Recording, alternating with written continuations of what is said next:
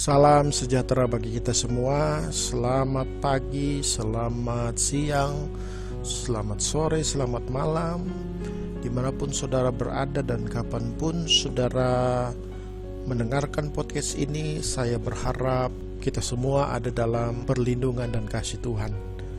Apapun yang saudara lakukan hari-hari ini, tetap kita ikuti anjuran pemerintah untuk tidak melakukan aktivitas di luar rumah yang tidak terlalu perlu. Tetapi kita harus ingat bahwa di dalam rumah pun, dengan keluarga sekalipun, kita tetap bisa melakukan hal-hal yang produktif. Tentunya juga hal-hal yang bisa kita maksimalkan untuk kita saling mengisi, menopang, memotivasi satu dengan yang lain, dan saling kita bertumbuh ke arah Kristus. Puji Tuhan. Kita akan mulai kembali podcast kita. Sudah masuk seri yang ke-10. Kita sudah membahas hambatan pertumbuhan rohani. Bagian yang pertama yaitu nafsu daging. Dan sekarang kita membahas tentang apa-apa saja yang menjadi hambatan pertumbuhan. Bagian yang kedua yaitu tentang jalan dunia. Puji Tuhan. Mari kita berdoa sebelum kita masuk dalam pembelajaran kita pada kesempatan ini. Kita berdoa. Bapa Surgawi, dalam nama Tuhan Yesus Kristus, kami bersyukur, berterima kasih kepada Tuhan. Sampai hari ini kami ada sebagaimana kami ada karena pertolongan dan perlindungan Tuhan. Dan kembali kami rindu belajar tentang kebenaran firman-Mu, tentang hal-hal yang akan membawa kami untuk terus bertumbuh di dalam Engkau. Dan kami juga perlu membahas atau mempelajari tentang hal-hal yang akan menghambat kami dalam pertumbuhan rohani. Bagian ini kami akan melihat bahwa dunia ini menawarkan hal-hal yang seringkali bisa membawa kami untuk jauh dari hadirat Tuhan. Tetapi justru Tuhan, dalam kesempatan ini ketika kami ada di dunia ini, kami bukan dipengaruhi oleh dunia, tetapi sebaliknya kami rindu mau mengubahkan, mempengaruhi, memberi dampak kepada dunia. Terpujilah nama Tuhan. Kami akan mulai pembelajaran kami dalam nama Tuhan Yesus Kristus. Haleluya. Amin. Puji Tuhan. Mari kita membaca ayat-ayat firman Tuhan yang menjadi dasar pembelajaran kita pada kesempatan ini. Terdapat di dalam 1 Yohanes pasalnya yang kedua, ayat yang ke-15 sampai ayatnya yang ke-17. 1 Yohanes pasal yang kedua ayat 15 sampai ayat yang ke-17. Janganlah kamu mengasihi dunia dan apa yang ada di dalamnya. Jikalau orang mengasihi dunia, maka kasih akan Bapa tidak ada di dalam orang itu. Sebab semua yang ada di dalam dunia, yaitu keinginan daging dan keinginan mata, serta keangkuhan hidup, bukanlah berasal dari Bapa, melainkan dari dunia. Dan dunia ini sedang lenyap dengan keinginannya, tetapi orang yang melakukan kehendak Allah tetap hidup untuk selama-lamanya. Haleluya, puji Tuhan. Nah, saudara, kata dunia ya adalah sebuah kata yang cukup sering kita perhatikan, kita jumpai di dalam Perjanjian Baru, dalam Alkitab, khususnya di PB ya. Yesus sendiri berapa kali menyebutkan kata ini. Dalam terjemahan aslinya, terjemahan bahasa Yunani, dunia ini ditulis dengan kosmos. Bahasa Inggris world. Nah, tidak dapat dipungkiri bahwa dunia adalah suatu hal yang penting. Dan kita tidak bisa lepas dari realitas ini, saudara. Karena dunia adalah bisa saja diartikan sebagai tempat, wadah, media di mana kita ada sekarang. Bahkan dunia ini juga bisa membentuk sebuah pola pikir. Bahasa Inggris menerjemahkan paradigma menjadi world view, pandangan dunia. Bisa juga memiliki arti bumi secara geografis. Artinya apa, saudara? Kembali kepada yang saya katakan tadi, kita tidak bisa lepas bahwa realitas kita, kenyataan yang kita hadapi sekarang. Dan kalau saudara masih mendengarkan podcast saya ini, artinya saudara masih ada di dunia, ya. Orang yang tidak ada di dunia ini tidak mungkin dengar lagi podcast saya ini. Itu realitas yang harus kita ketahui, dan kita harus sadar akan hal ini. Dunia adalah tempat kita berpijak. Orang percaya, orang yang mengasihi Tuhan, diselamatkan karena anugerah Tuhan, bukan berarti orang ini terlepas dari dunia. Itu fakta. Tetapi juga harus kita ketahui bahwa dunia kita ini bukan hanya sekedar fakta dan realita, tetapi adalah sebuah problematika. Pertentangannya di sini, saudara. Di satu sisi ini adalah kenyataan yang harus kita hadapi. Di sisi lain, dunia itu menawarkan sebuah problem.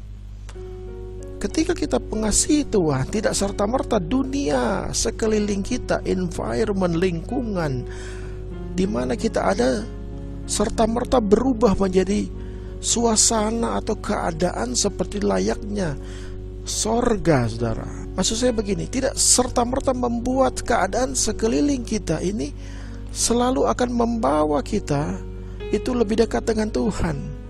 Orang-orangnya jadi orang-orang manis semua, orang-orang baik semua, orang rohani semua, ya. Sudah tidak ada lagi penjara, sudah tidak ada orang jahat. Oh, nonsen, tidak seperti ini. Percaya kita kepada Tuhan, anugerah Tuhan dalam hidup kita tidak serta-merta mengubah dunia, saudara.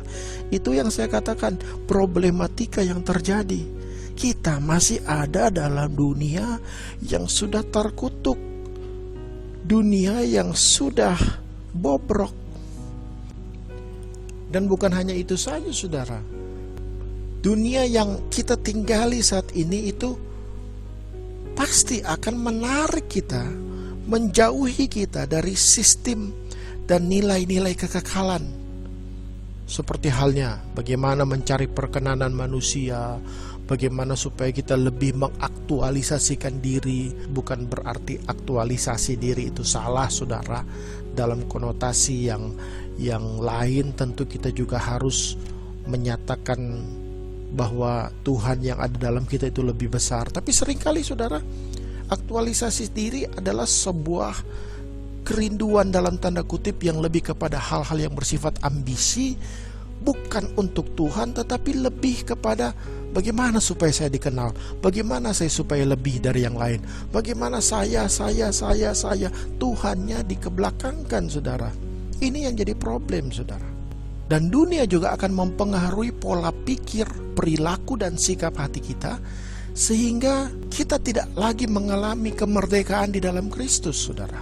Makanya Paulus mengatakan bahwa jangan kita menjadi serupa dengan dunia, tetapi berubah oleh pembaharuan budi, supaya kita mengerti mana yang menjadi kehendak Allah, mana yang baik, mana yang berkenan kepada Allah, dan yang sempurna. Roma pasal 12 ayat yang kedua. Nah, ini yang akan mencoba kita, menarik kita, dan yang saya katakan tadi, problematika yang terjadi dalam kehidupan orang percaya. Tapi gini loh, saudara, ada satu hal yang saya kagum gitu, saya amazed dengan, wah, luar biasa ini Alkitab. Jadi dalam ilhaman Roh Kudus, Yohanes tulis sekitar tahun 80, 75, 80 Masehi. Yohanes tuliskan surat ini kepada jemaat mula-mula, ya. Zaman itu teknologi belum maju, saudara, ya. Ya, mesin itu pertama kali, mekanisme kerja mesin memang sudah ada, tetapi mesinnya sendiri belum ada zaman itu. Pokoknya peradaban modern itu belum ada lah di zaman itu. Apalagi internet, apalagi dunia digital, saudara. Ya, mungkin kita perlu buat satu konten khusus membahas tentang dunia digital dalam konteks teologis, ya.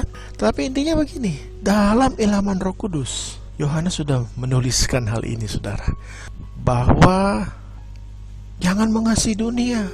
Dunia ini sedang lenyap oleh keinginannya, keinginan daging, keinginan mata, keangkuhan hidup.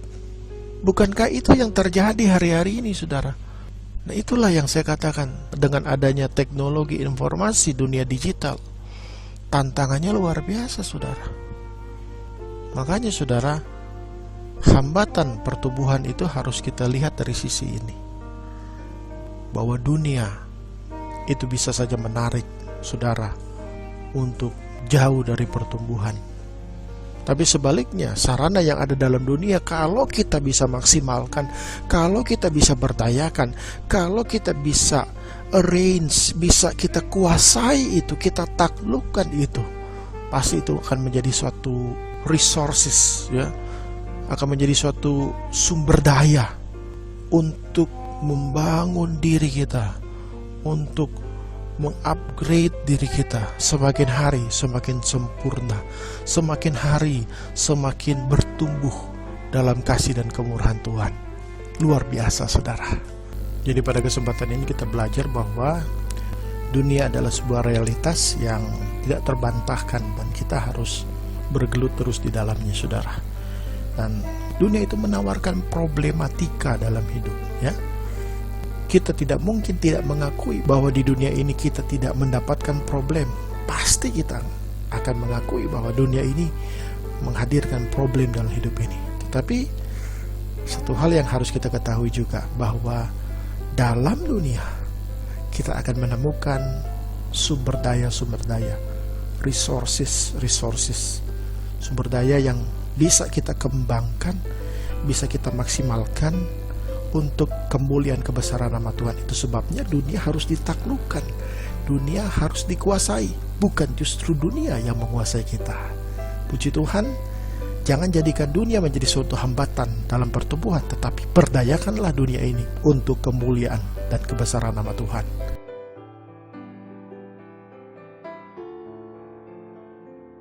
Haleluya. Tuhan Yesus memberkati kita semua saudara, dan kita akan berdoa mengakhiri episode kali ini.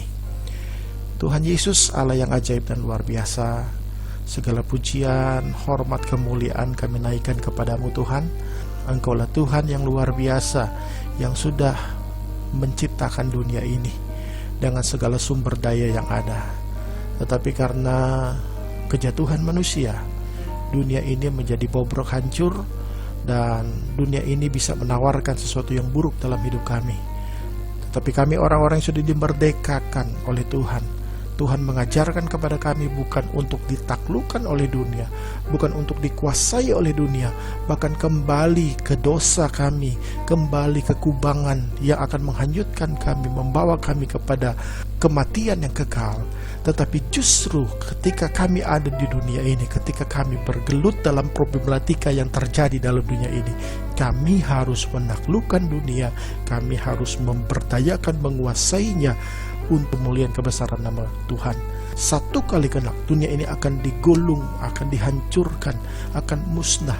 Tetapi firman-Mu adalah kekal untuk selama-lamanya. Itu sebabnya biarlah kami bisa menjadi pribadi-pribadi yang menaklukkan dunia, membawa sumber daya yang ada dalam dunia ini selagi kami masih ada, bagi kehormatan dan kemuliaan nama Tuhan. Roh Kudus, tolong kami, mampukan kami untuk kami menaklukkan dunia bagi kemuliaan kebesaran nama Tuhan. Makasih banyak Tuhan Yesus. Dalam nama Yesus kami berdoa. Haleluya. Amin. Puji Tuhan. Tuhan Yesus memberkati kita semua, dan sampai jumpa dalam episode-episode berikutnya. Haleluya. Puji Tuhan.